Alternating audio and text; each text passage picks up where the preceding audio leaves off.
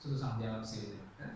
අපි මේ ආරම්භ කරන්න හදන්නේ 10 සහ 11 ශ්‍රේණි මුදලටම අදාළ වෙන සමාන්තර ශ්‍රේණි සහ ගුණෝත්තර ශ්‍රේණි කියන පාඩම් යුගලයේ ආරම්භය තමයි මේ ආරම්භ කරන්නේ. සමාන්තර ශ්‍රේණි කොටස තමයි 10 වසරේදී ඔබට මුලින්ම කරන්නේ. 11 ශ්‍රේණියේ සමහරවිට ගුණෝත්තර ශ්‍රේණි කොටස මුලින්ම සිද්ධ වෙන්නේ. එතකොට මොකක්ද මේ සමාන්තර ශ්‍රේණියක් කියන එක තමයි අපි මූලිකවම දැනගන්න ඕන කාරණේ. සමාන්තර ශ්‍රේණියක් කියලා කියන්නේ පළවෙනියටම අපි මේකේ 9 8 වසර නැත්නම් ඔයගොල්ලෝ පොඩි කාලේ පළවෙනියටම මේකෙදි සංඛ්‍යා රටාව තමයි පාවිච්චි පසුව ඔබට 10 11 වසරේදී මේ ශ්‍රේණි කියන පදයට එක තමයි මේ සංඛ්‍යා රටාව විදිහකට එන දේ මේ ආකාරයට කන්ටිනියු වෙන්නේ නැත්නම් ඉදිරියට ආරම්භලා එන්නේ. මේකෙදි මොකද්ද මේ ශ්‍රේණියක් කියන්නේ? සමාන්තර කියන කතාව පුරුදු බව මට තේරෙනවා. සමාන්තරයි කියන දේදී සමාන්තරයි යනු එකම පරතරයක් කියන කතාව. එකම ඉඩ අන්න ඒක. මෙතෙන්දි ඒක එලෙසම තමයි. මේකේ දැන් ශ්‍රේණි කියන කොටස තමයි මේකේ දැනගන්න ඕන කොටස. ඔබට එන්නදී. එතකොට සමාන්තර ශ්‍රේණියක් කියලා කියන්නේ යම් රටාවක් එකම ගණිත කර්මයක් යොදමින් ඉදිරියට ලියවීම අපි සිදු කරනවා. අන්න ඒ කෙනෙක් අපි සමාන්තර ශ්‍රේණි සහ ගුණෝත්තර ශ්‍රේණි කියන අවස්ථාවක් තියෙනවා. ඒකෙදි සමාන්තර ශ්‍රේණියේ එකතු කිරීම සහ අඩු කිරීම කියන දේ එකතු වෙමින් නැත්නම් අඩු වෙමින් රටාව එකම ගණිත කර්මයේ යෙදෙමින් රටාව ගොඩනගෙනවා නම් අපි කියන එකට සමාන්තර ශ්‍රේණිය කියනවා. ගුණෝත්තර ශ්‍රේණියකදී ඔබ සිදු වෙන කාරණා දෙන්නේ ඔබට ගුණිතයක් ආකාරයෙන් සහ නැත්නම් අපි පොදු අන්තරය සහ පොදු අනුපාතය කියන අවස්ථාව දෙකක් මේ සමාන්තර ශ්‍රේණි සහ ගුණෝත්තර ශ්‍රේණිය කතා කරනවා. ඒකෙන් සමාන්තර ශ්‍රේණියක් කියලා කියන්නේ මේ රටාව ගොඩනැගෙන්නේ යම් පළමු පදයක සිට යම් ආරම්භක ස්ථානයක සිට ඉදිරියට එකම ගණිත කර්මයේ යෙදෙමින් රටාව ගොඩනැගෙන ආකාරය. උදාහරණයක් ගත්තොත් A කියලා අපි ගත්තොත් මේකේ පළවෙනි පදය. මේ පළමු පදයට එකම අගයක් එකතු වෙමින් හෝ නැත්නම් එකම අගයක් මෙහින් අඩු වෙමින් තමයි මේ රටාව ගොඩනැගීම සිදු වෙන්නේ. එකම ගණිත කර්මයේ යෙදීම තමයි අපි මෙතෙන්දී කතා කරන්නේ. ඒට අපි මේ D කියලා සටහන් කරන එක. මේකෙදි පොදු අන්තරය කියලා පාඩමේ ඉදිරියේදී මේක කතා කරනවා. එතකම් D කියලා මේක අවබෝධයෙන් තියාගන්න මේ ඉගෙන මේකට එකම අගයක්. එම ඒ කියන ඉදිරියේ තියෙන පදයක එකතු වෙමින් තමයි ගොඩනැගෙන්නේ.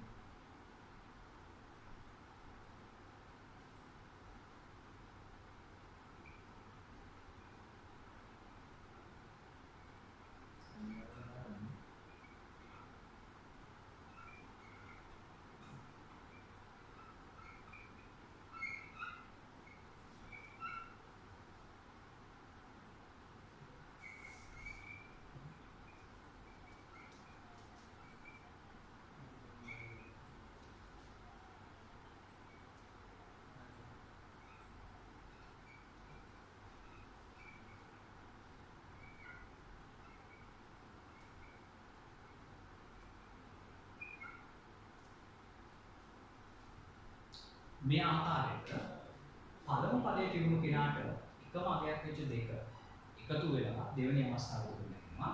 ඊට පස්සේ තුන්වෙනි පදයට එනකොට පෙර තිබූ පදයට ඒ දර දෙකට නැවත වතාවක් දෙකක් එකතු වෙලා මේ පොදු අගයම තමයි මෙතන තියෙන්නේ. ඒක මෙතනින් බලා ගන්න පුළුවන් මේ තිබුණු කෙනාට.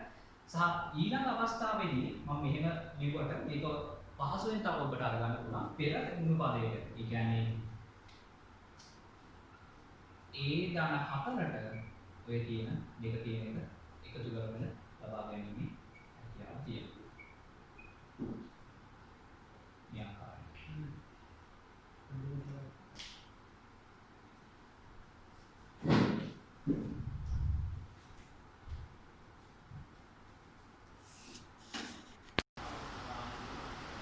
මේ 6 සහ 12 දෙන්නගෙන්ම පටන් ගන්නත් ඉන්නවා.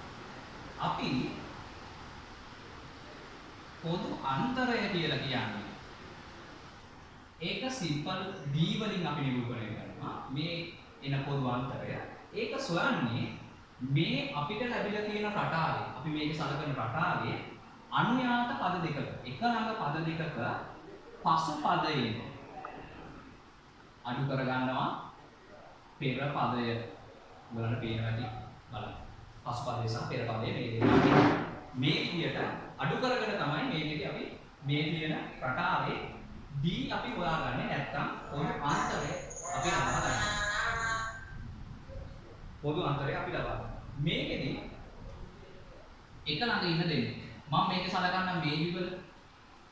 ඔය දෙන්න අනුයාතයි. එහෙනම් මේ යුගලෙන් පසු පදය වෙනවා ළමයි අපිට 18 පෙර එක්කිනා 12 විදිහට ලැබෙනවා. අපිට වෙනස 6ක් විදිහට තමයි මේ කෙනාගේ ලැබෙන්නේ.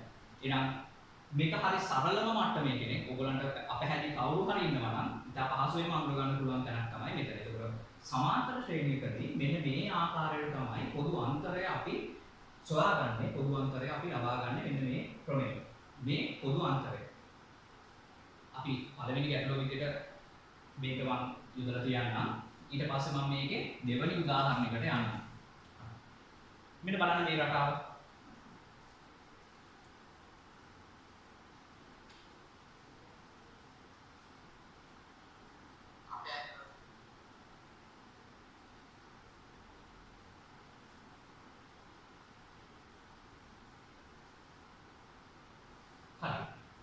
මේ ලියලා තියෙන්නේ මම තව එක් රටාවක් තවත් එක මේකේ යෙදෙන රටාවක්. මේ රටාවේදී අපි බලමු මේ රටාව සමාන්තර ශ්‍රේණියක් වෙනවද? මේ සමාන්තර ශ්‍රේණියේ ඒ ලක්ෂණය සමාන්තර ශ්‍රේණියක් වෙනවා නම් ඒකේ තියෙන ඕන ප්‍රධාන ලක්ෂණය වෙච්ච පොදු අන්තරයේ පිළිපෙනවද කියන එක. හරි. මුලින්ම අර මම පළවෙනියටම කිව්වොත් අනුයාත යුගලක් තෝරා ගැනීම තමයි පළවෙනියටම අපි සිද්ධ කරන්නේ. පළවෙනියටම අනුයාත නැත්නම් එක ළඟ ඉන්න දෙන්නේ තෝරා ගන්න එක මේකෙදි කරනවා. ඔන්න මම මේකෙදි මේ යුගල තෝරගන්නවා. හරි. එක ළඟ ඉන්න දෙන්නේ. මේ වගේ රටාවක් ලැබුණොත් ළමයි මේකේ පළවෙනි දැන් මේ පද ගැන මම මේක හඳුන්වලා පොඩි තව මේ කොටසක් මේකට එකතු කරලා තියෙන මෙතෙන්දී ළමයි මේ ඉන්න පළවෙනි එක්කෙනා අපි පළමු පදය මේකේ සලකන්නේ. මේ ඉන්නේ පළමු පදය. ඊට පස්සේ දෙවන පදය සහ මේ ඉන්නේ තුන්වන පදය.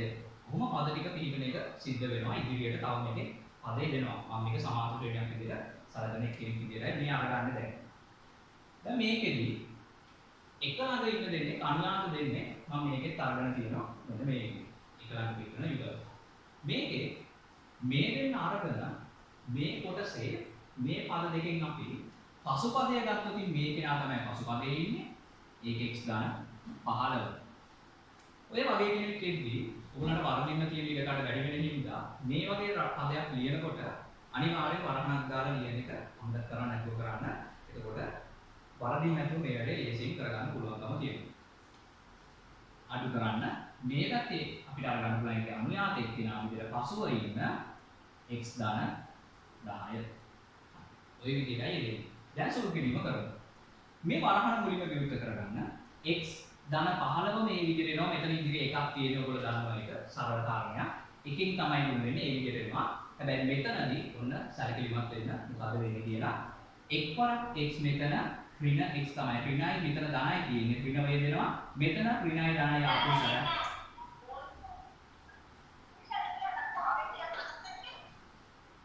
ආපස්සට මෙතන ඍණ 10ක් විදිහට යෙදෙන එක සිදු වෙනවා වෙන්නේ.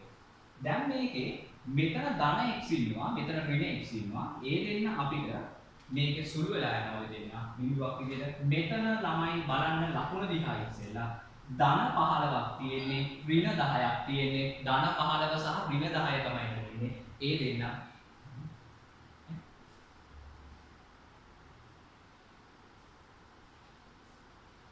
ධන 15 සහ ඍණ 10 තියෙන්නේ. ඒ දෙන්න අඩු කරලා ගත්තට පස්සේ අපිට ලැබෙනවා ධන 5ක් විදිහට මෙතන තියෙනවා. මේ දෙන්න අඩු වෙලා යන එකයි සිද්ධ වෙන්නේ. විශාල අගයෙන් කුඩා අගය අඩු වෙලා ලොකු අගයේ ලකුණ තමයි අවසානට මෙතෙන්ට ගෙවෙන්න ඕන. විශාල අගයේ ලකුණ. හරි. ඕක තමයි මේකේ පිළිතුර විදිහට ලැබෙන්න ඕන. සටහන් කරගන්න කටිය උනා ඉක්මනින් සටහන් කරගන්න.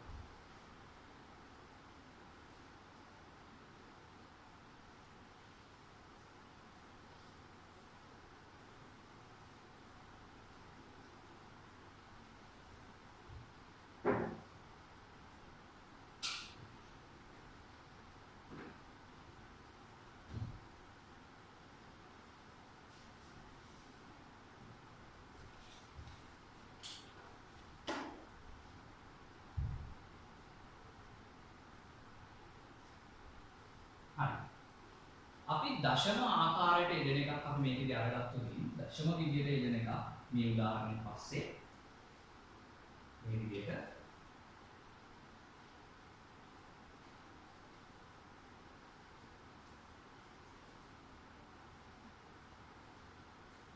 ඔය ආකාරයට යෙදෙන කෙනෙක් ගත්තොත් මේ රටාවේ ළමයි මේ ලැබිලා තියෙන රටාවේ පළවෙනි පදය, දෙවෙනි පදය, 3, 4 ඔය විදිහට ඉඳලා තියෙනවා. අනුයාත දෙදෙනෙක් තෝරා ගැනීම තමයි ඕගොල්ලන්ගේ ඊළඟ කාරණාව වෙන්නේ. එක ළඟ ඉන්න දෙනෙක් තෝරගන්න එක. අපහසු කාරණාවක් නෙවෙයි. ඉතාම ලේසි, සරලයි. කැමති දෙදෙනෙක් ඔබට සුළු කරගත හැකි. මම හිතුවා මේක ඉතා අපහසු වෙන්න පුළුවන් එකක්. ඒක නිසා ඔබ කැමති දෙදෙනෙක් තෝරගන්න එක ළඟ සිටින්න. මම මේ දෙන්න අරගන්න. අරගෙන අපි සුපුරුදු විදිය කරනවා. අපිට ලැබිලා තියෙන සූත්‍රය වෙච්ච පොදු අන්තරය d සමානයි පසු පදය වෙන පෙර පදය. එහෙනම් මේකේ පෙර සහ පසු දෙන්න තෝරගන්න. පසු එක 2.6 පෙර එක 2.3. ඕක අඩු කරගන්න. මෙතන 6න් 3ක් තමයි අපි අඩු වෙලා යන්නේ. ඒකවල දශම කොටසෙන් මෙතන 3ක් ඉතුරු වෙනවා. දෙකෙන් දෙකක් වෙන. ඔතන අපිට දශම 3ක් විදිහට තමයි පිළිතුර ලැබෙන්න ඕනේ. හරි.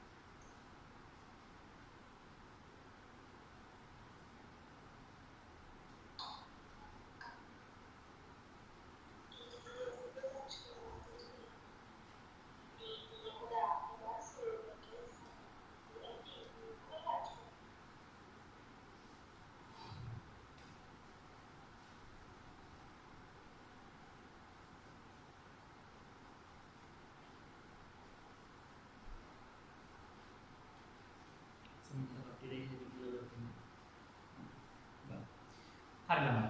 මේ ඊළඟ ඇතුළ මම ඉගෙනගෙන යොදලා තියෙනවා. ඊළඟ ඇතුළේ පද ටික පිළිවෙලින් මම හිතනවා පේන අඩි කර කට්ටිය බලන්න ළමයි. පේන අඩි කියලා මම හිතලා බලන්න මේ හරිය මේ ලියපු එක මේ ඊළඟ ඇතුළේ විදිහට මේ යොදලා තියෙන්නේ. මේකෙදි මේ රටාවේ අපි තෝරගන්න ඕන එක ළඟ ඉන්න දෙන්නෙක්. එක ළඟ යුගලක් තෝරගන්න එක තමයි අපේ පළවෙනි කාරණාව වෙන්න ඕන. එක ළඟ යුගලක් මම මේකෙන් මුල් දෙන්න යොදා ගන්න. ඔබට පහසු පැහැදිලි ගන්න. ඒක මේ යනක වගේ යොදා. පෙර පසු තෝරගන්න ඍණ සංඛ්‍යා තමයි ලැබිලා තියෙන්නේ. ඍණ 9 මෙතන අඩු කිරීමේ ඍණ වෙනම සහ මෙතන ඍණ 4ක් තමයි දීලා තියෙන්නේ. හරි. පිළිතුර මේ ඍණ සංඛ්‍යා පැමිණි විට අනිවාර්යෙන්ම ඕගොල්ලෝ ළමයි මේකට වරහන දා ගන්න. ඒක වරහන යොදා ගැනීමෙන් ඔබට මේ ලකුණ සුළු කර ගන්නකොට තියෙන වැරදි වීම නැත්නම් වරදින්න පුළුවන් ඉඩකඩ මගේ හරින එකයි සිද්ධ වෙන්නේ. මේකේ ඍණ 9 තමයි ඉදිරියේ ඉන්නේ. එයා කිසිම වෙනසක් වෙන්නේ නැහැ. ඍණයි මෙතෙන්ට ධන යෙදිලා ලැබෙනවා.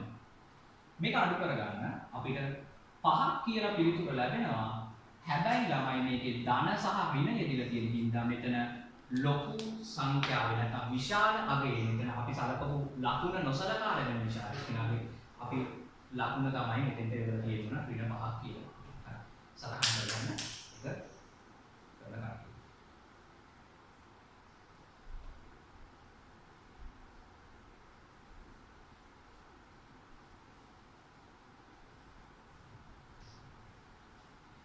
ළමයි පොත වෙලා වගේ තියෙන ප්‍රශ්නේ මම හිතන්නේ මේ සිග්නල් අවුලකින් වෙන දෙයක්. පොඩක් වැස්ස තියෙනවා. ඒක හින්දා ඔයගොල්ලන්ට කන්දන වැස්ස ඇති කියලා වැස්ස හින්දා පොඩක් ප්‍රශ්න ඉස්සරහට. බෝඩ් එකක පොත වෙලා තියෙනවා මට මැසේජ් එකක් දාන්න බෝඩ් එකක පොත වෙලා තියෙන කියනකොට. පේනවා මදි නම් කියන්න.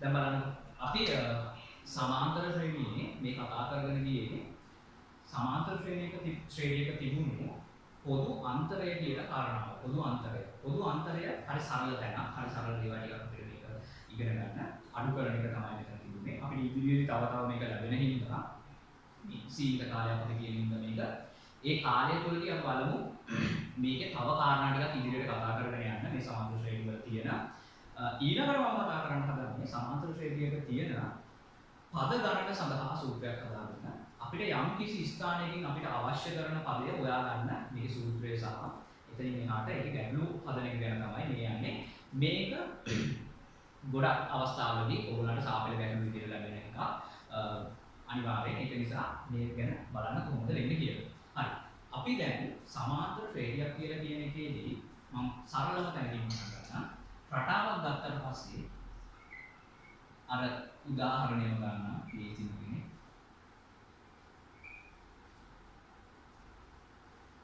අපි අඳුරගත්ත ළමයි මේකේ පොදු අන්තරය ගැන අඳුරගත්තා. මේ දැන් කතා කරන එකේදී ළමයි මේ අපි පළවෙනියටම ඉන්න කෙනා දැන් මේ තියෙන්නේ අපි කිව්වා මෙතන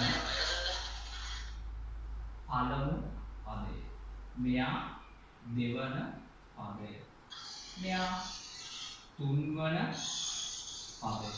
මේ කෙනා හතරවන පදය.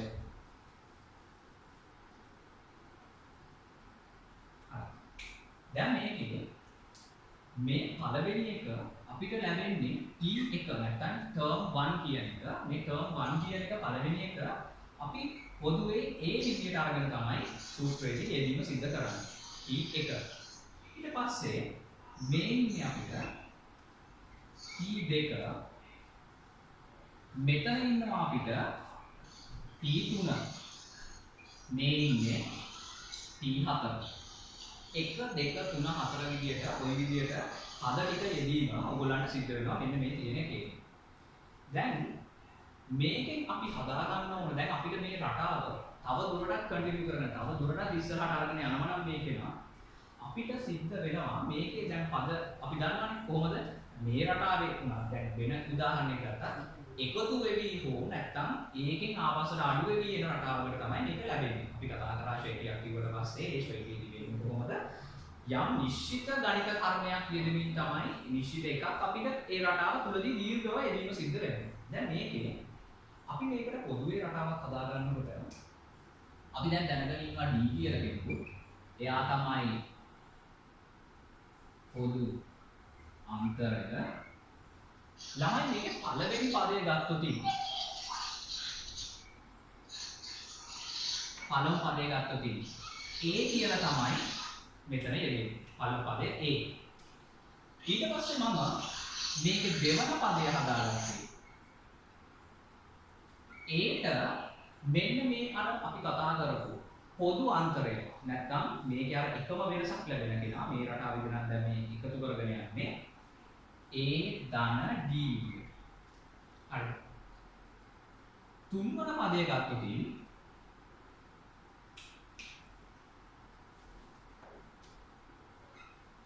තුන්වන පදය ගත්තොත් A ධන මේ D ට මේ ඉන්න D ට තව D කෙනෙක් අපි එකතු කරනවා. එතකොට මේකේ උත්තරය වෙන්නේ ළමයි A ධන 2D. දැන් මෙතන ආවේ අපිට A ධන D මෙතන A ධන 2D. ඊළඟ අවස්ථාවට මම සිව්වන අවස්ථාවට සිව්වන පදය A ධන D ධන D සහ තව D කෙනෙක්. මේ එකතු වෙවි එනවා කියන එකටයි. එතකොට A ධන 3යි D. පස්වන පදේ ගත්තොතින් A ධන B ධන D ධන D ධන D. ඒත් එක. D ලා මෙතන හතරක් ඉන්නවා. A ධන 4යි D කියලා එන්නේ. දැන් මේකේ සාධාරණ සැලකුවකින් ගන්න. ඔයගොල්ලන්ට බලන්න මේකේ නිශ්චිත රටාවක් ඇවිල්ලා තියෙනවා.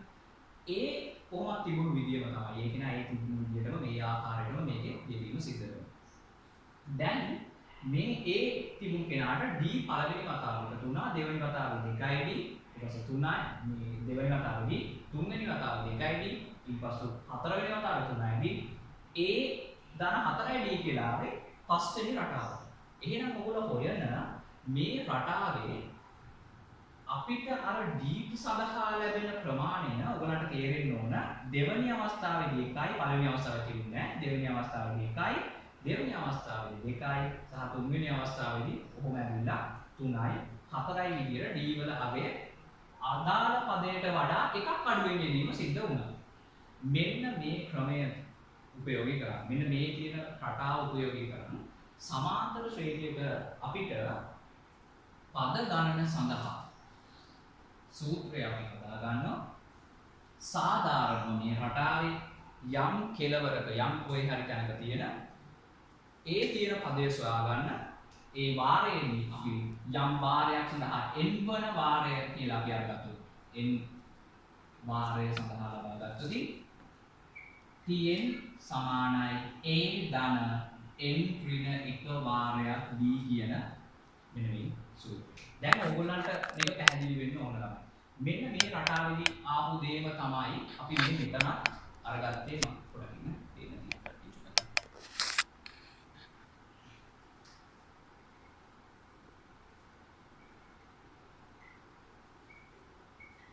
වාරය n. මේ පළවෙනි එකේදී අපි ගන්නේ ළමයි t1 කියලා. මේ ඉන්නේ t2, මේ ඉන්නේ t3, මේ t4, මේ t5. මෙතන ඉන්නවා tn. එහෙනම් tn සමානයි a කියන එකේ දුනා ධන d ලැබෙන්නේ එකක් අඩු වෙන සෑමකම. එහෙනම් n ට වඩා n ඍණ 1 වාරයක් t තමයි ලැබෙන්නේ. එකක් අඩුවෙන් ලැබීම සිද්ධ වෙන්න ඕන. මෙන්න මේක තමයි අපි පොදුවේ සාධාරණ ඔයගොල්ලන්ගේ සමාන්තර ශ්‍රේණියේ පද ගණන සොයන සූත්‍ර සඳහා වාර්ත කරන්න. පද ගණන සොයන්න. මේක භාවිතයෙන් ඊළඟට අපි ගැටළු තමයි සාකච්ඡා කරන්න යන්නේ මේ සූත්‍රයේ භාවිතයෙන්.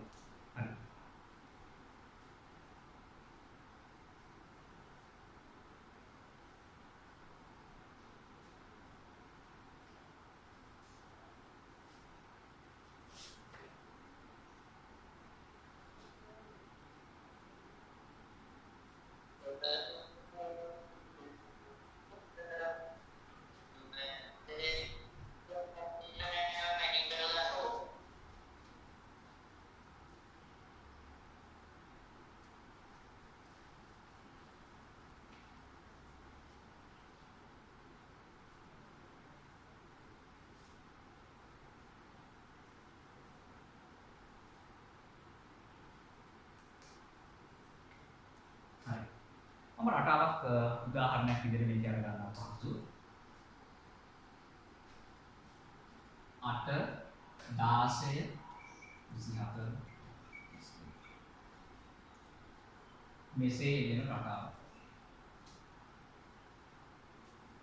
මෙම රටාවේ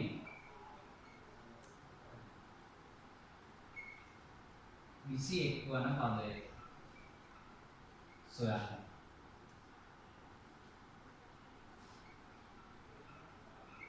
21 වන අවස්ථාව. හරි. අපි සූත්‍රය භාවිතයෙන් ආරම්භ කරමු. tn සමානයි a ධන n ඍණ 1 වාරයක් d. t කීවෙනි අවස්ථාවද ළමයි අපිට මේ අවශ්‍ය?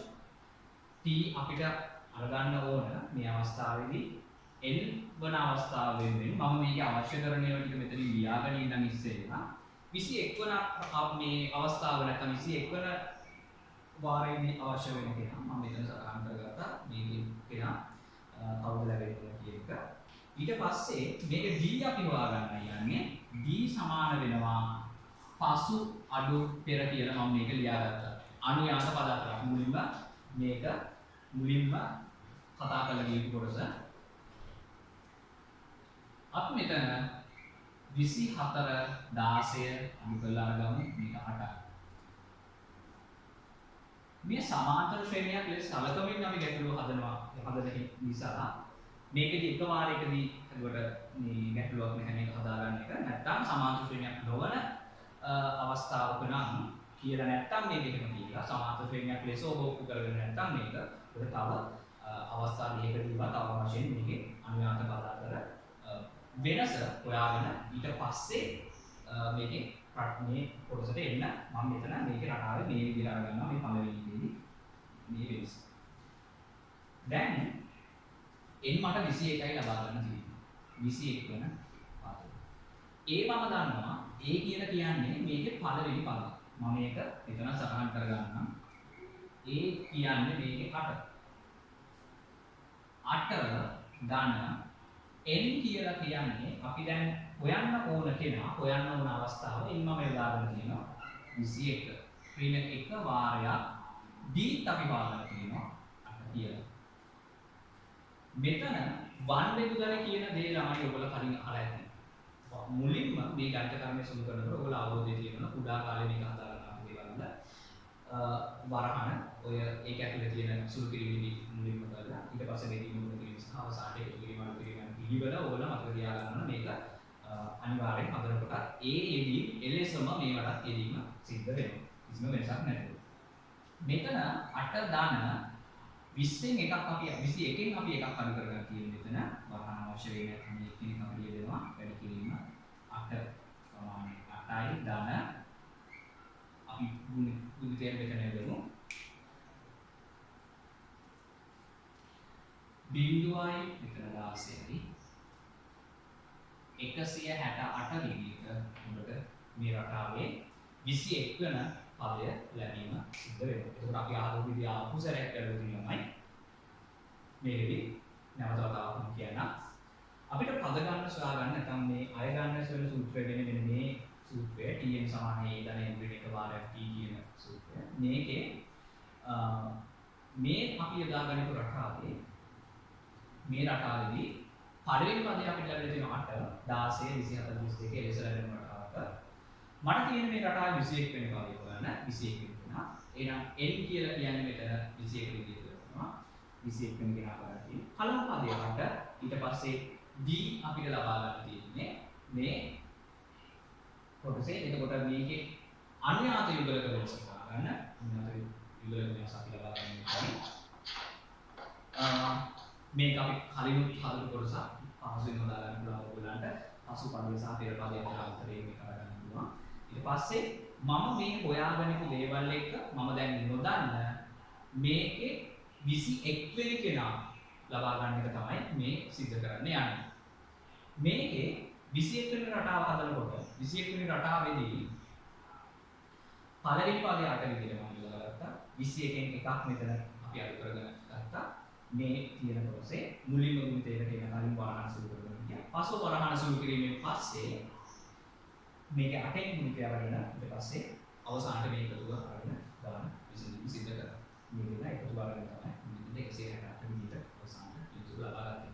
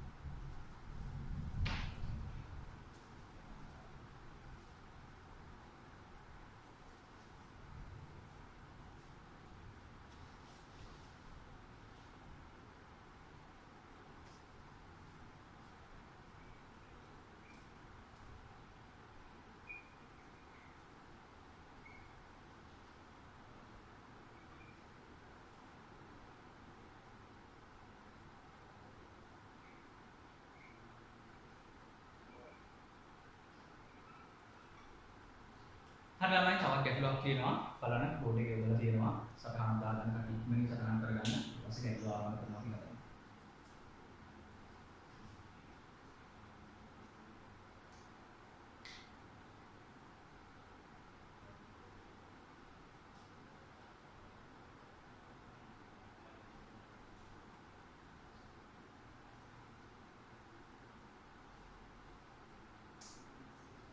හරි. ළමයි 21 අපි මේ නෙවෙයි 31 වෙනි කෙනා මේක බලන්නේ 31 වෙනි පදේ සොයන්නේ. එතකොට 31 වෙනි පදේ සොයනකොට අපි සාමාන්‍ය විදියමයි අපි දැන් එහෙනම් අර ඉස්සෙල්ලා කරපු ආකාරයටම පළවෙනිට මම කරන්නේ මේකෙදි මුලින්ම මේ තියෙන රටාවේ අපි පළවෙනි පදේ මම සටහන් කරගන්නම් පළමු පදේ මේකේ එළිය තියෙන ඉස්සෙල්ලා විදියම ගන්න මුලින්ම ඉන්නේ කෙනා 24. පසුව මම මේකේ මේ රටාවේ D නැත්නම් පොදු අන්තරය ලබා ගැනීම තමයි ඊළඟට සිද්ධ කරන්නේ. පසු පදය අඩු කිරීම පෙර පදය. දැන් කලින් රටාවට වඩා වෙනසක් තියෙනවා මේකෙදි. මොකක්ද වෙනස? කලින් රටාවේදී අපි කලින් කතා කරපු රටාවලදී ලැබුණේ එන්න රටාවේ අගයන් ටික වැඩි වෙමින් පවතින ඒවා. හැබැයි දැන් මේකෙදි රටාවේ අගයන් ටික එන්න අඩු වෙමින් පවතින එක. බලන්න මේකෙදි පොදු අන්තරය ලබා ගන්නකොට මොකද්ද මේ නිසා ඇති වෙන වෙනස කියලා කලින් එකට වඩා. මේකේ මම එක ළඟ යුගලක් අරගන්නවා. මේ යුගලෙන් පසුව තියෙන කෙනා ළමයි අපිට ලැබෙන්නේ 16 කියලා. පසුව ඉන්න කෙනා 16. පෙර ඉන්න කෙනා අඩු කිරීම එතන 20 තමයි ඉන්නේ. කල්පනාවෙන් කරන්න මෙතෙන්දී අපිට මේ දෙන්න අඩු කරලා ලැබුණාට පස්සේ පිළිතුර ඍණ 4 විදියට තමයි පිළිතුර අපිට ලැබෙන්නේ. මේ යුගලෙන් විශාලාගේ ලකුණු සැලකීමේ විශාලම අගයේ තියෙන 20 ඉදිරියේ තියෙන ලකුණු තමයි අවසාන පිළිතුරේ ඔබේ ලකුණ ගිය යුත්තේ. මේක තමයි අපිට ලැබෙන D. දැන් මම හොයා ගන්න ඕන ළමයි මේක 31 වන පදයයි ලබා ගන්න ඕනකම තියෙන 31 වෙනි කෙනා. සූත්‍රයේ නැවත වතාවක් Tn සමානයි A ධන n ඍණ 1 වාරයක් D. නැවත දා ගැනීම කරමු මේකේ තියෙන මේ අය ටික. T මෙතෙන්ට එන්නේ 31. A පළවෙනි පදවල 21 ධන n ඔබ දන්නා 31 තමයි අරගන්න තියෙන්නේ. D උසාගත්තා T 31 අරගන්න තියෙන්නේ. 24 ධන මෙතන 30 වැඩි කිරීම ඍණ 4. නැවත වතාවක් බලන්න. පළවෙනි වර අපි මේ සූත්‍රයට ආදේශ කරන්න කලින් A හොයාගත්ත පළමුව B හොයාගත්තා. A යුගල තමයි ඊට පස්සේ මම මේ සූත්‍රයට යොදන්න පටන් ගත්තේ Tn සඳහා A ධන n ඍණ 1 වාරයක් D කියන මේ සූත්‍රය. මෙතන 31ක් විදිහට තමයි මට 31 වෙනි පදය ලබා ගන්න නිසා වාරය 31 වෙනකොට තමයි මේ T31 අපි අරගන්නේ. 24 වෙනි පළවෙනි පදය 31 න් මම එකක් අඩු කර ගන්නයි තියෙන්නේ දැන් n වාරය 31 නිසා 4ක් අපේ පොදු අන්තරය විදිහට අපිට ලැබිලා තියෙනවා. මෙතනදීම මුලින්ම අරගන්න බිඳුවයි සහ මෙතන 12යි හැබැයි කල්පනාවෙන් ධනයි ඍණයි මෙතෙන්ට ඍණ ලැබෙන තමයි ලැබෙන්නේ. මෙතන 24ක් තියෙනවා. නැවත වතාවක් ලකුණු සුළු කරගත්තොත් තමයි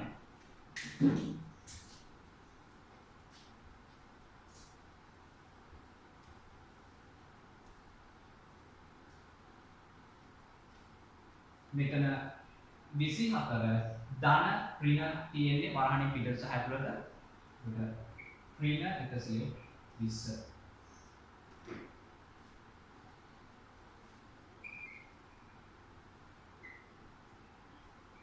ඍණ 96ක් විදිහට ඔබට මේකේ පිළිතුරු ලැබෙන කියලා මේ දෙන්න කරගත්තා පස්සේ සරල අවස්ථාවක් තියෙන්නේ විශාලගේ ලකුණ අවසාන පිළිතුරේ ලකුණ විදිහට ලබනවා.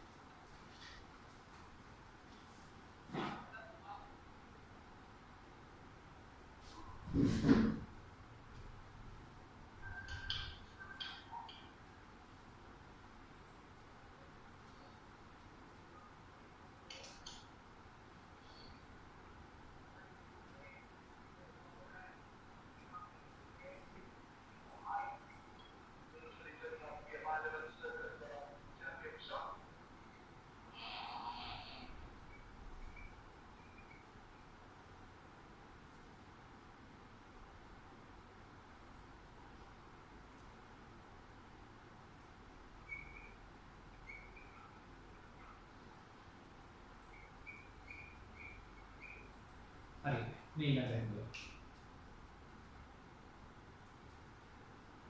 x ධන 2 x ධන 4 x ධන 6 කියන රටාව තමයි ඔයගොල්ලෝ ගන්න තියෙන්නේ මේ රටාවේ ඔයගොල්ලෝ හොයා ගන්න ඕන ඉමිලියෙන් තියාන 12 වන පදයයි සොයා ගන්න තියෙන්නේ නැවත වතාවක් අපිට මේකේ පළවෙනියටම පළවෙනි පදේම සටහන් කරගෙන ඉන්නවා a තමයි මේ පළවෙනි පදය x ධන 2 තමයි පළවෙනි පදේ ඊට පස්සේ දෙවෙනි කියනවා අපිට d හොයා ගන්නයි කියන්නේ මේ අවස්ථාවේ d කියලා කියන්නේ මේකේ පොදු අංකය නැවත වතාවක් පසු ඍණ පෙර කියලා මම කිව්ව සටහන් කරනවා පසු පදය අඳුර ගන්න මේකේ මේ දෙන්නගෙන් කැමති යුගලකින් අරගන්න අනුයාත යුගලක් තෝරගෙන මේ යුගල අරගන්න x ධන 6 වරණක් යොදා ගන්න x ධන 4 තමයි පෙර යෙදෙන්නේ වෙන්නේ. නැවත වතාවක් x ධන 6 ඍණ x ඍණ 4 මේක පෙරක් මම මේ වගේ එකක් උගලන්ට හදලා දෙන්නම්. මේ ඇති මේ කලින් මම ඒක හදුවා. මේ ඒකම ඒ විදියටම දැන් මේ අවස්ථාවේ මේ සූත්‍රයට එන්න සිද්ධ වෙනවා. d ඔබට දෙකක් විදියට තමයි ලැබෙන්නේ. ඒකට පොදු අන්තරය පිට දෙකක් විදියට තමයි මෙතන ලැබෙන්නේ. tn සමානයි a ධන n ඍණ 1 වාරයක් d. මෙන්න මේකේ නයි අපි ආදේශ කරන පිටුව මේක ආදේශ කරලා පිටුව ලබා ගන්න හදන්නේ. මේකේ නම තමයි. t අපි හොයා ගන්න ඕන ළමයි 12 වෙනි එක. සමානයි a කියන්නේ පළවෙනි පදය x ධන 2යි. ධන n කියලා කියන්නේ වාරය 12. අනිතිමේක d කියලා කියන්නේ 2යි. t12 සමානයි x ධන 2 ධන මෙතන ඉන්නේ 11 වැඩි කිරීම 2 t12 මෙතන මේ දෙන්න x ධන 2 ලෙස මෙන්නවා ධන 22යි. දැන්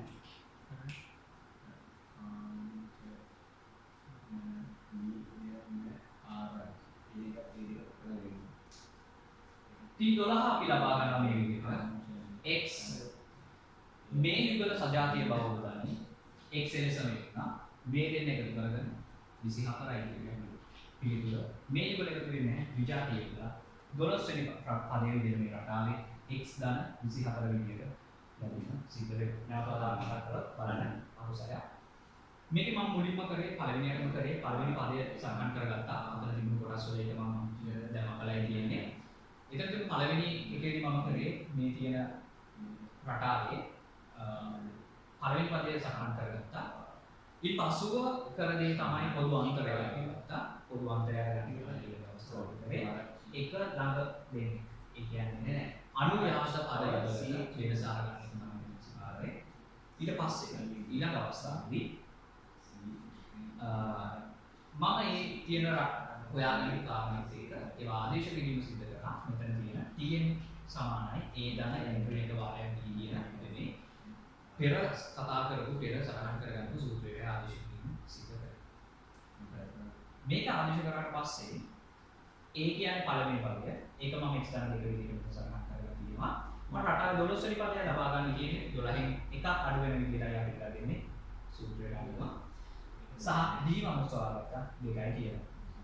t12 මෙතන හොයන්න තියෙන්නේ x ධන 2. 22 විදිහට ලැබෙන මේ සූත්‍ර කරලා පළවෙනි සූත්‍ර කරලා කලින් 11 දෙකෙන් එකතු කරලා අරගන්න පයින් කරද්දී හේතුව 1 2 දරි උදානවා මුලින්ම සුරු කරගෙන යන පිළිවෙල පිළිබඳ උදාහරණ ගන්නවා. ඔය රටාවට යන්න වෙනවා නැත්නම් නියමෝටි වැඩි ඔය තියෙන ප්‍රොසෙස් එක. 22 සහ 2 එකතු කරගත්ත මෙතන අවසාන පිළිතුර විදිහට මම හිතනවා තියෙනවා T12 සමානයි x ධන 24 විදියට